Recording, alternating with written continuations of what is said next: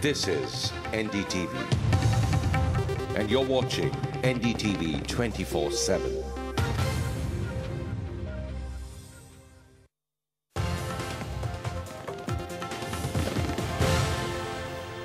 And for me, this is a very, very special moment.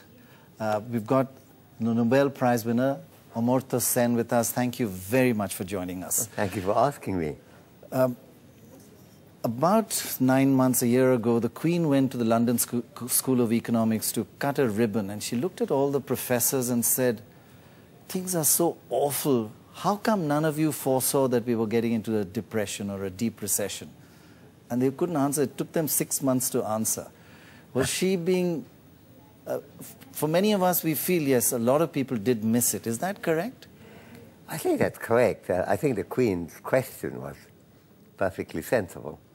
I'm somewhat surprised that my erstwhile colleagues at LSE should have taken so long to answer that question, because it's not quite the case that there's no reason for the Queen to know, but it's not quite the case that there wasn't any dissent among the economics profession. Many of us are on record having questioned whether the basis of what looked like unalloyed prosperity was that secure. Did I predict that it will come this year? No. Did I anticipate that there is a big problem? Yes. And when we look at this whole question, is there going to be a double dip? Should we ask economists at all, or what do we do? I think the nature of the profession is that you have to recognize three things. That A, lot of economists do know something. Yes, I think that's certainly true. I wish I didn't have to assert it, but I clearly have to. Secondly, there tends to be a kind of establishment view. And that, for a young economist, is very difficult, if you have an unorthodox view, to get it published. So you know, if you go against the establishment, to go against the establishment for a young economist, yes, they can't get papers published. In the journal paper, that is a problem. That's come up again and again. When I was president of the American Economic Association many years ago, you know, more than 20 years ago, 25 years ago, I guess. But already that was a problem, but it's now bigger now.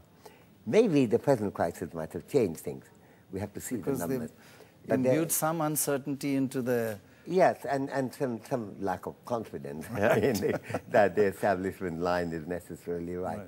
So what it looks like great unanimity is partly unanimity of editors rather than unanimity of paper writers.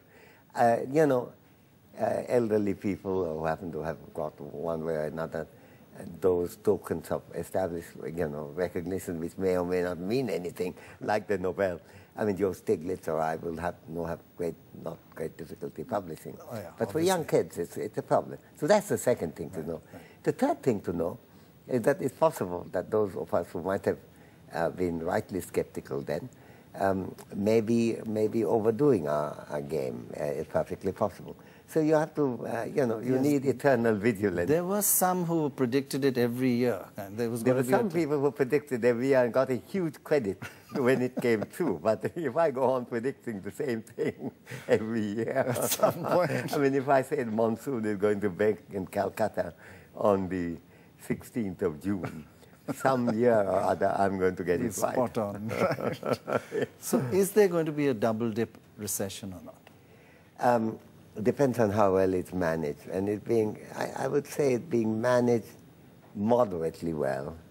I think Obama has got the foreign affairs rather better under control because he understands that. Right. Economics is not his domain. Right. They're run by very clever economists, many of them close friends of mine. Right. But, you know, they are, to my taste, I mean, they're terrific economists. Larry Summers is a great economist. Right. But the fact is that they're a little too orthodox for the kind of departure that would have been needed, in my judgment.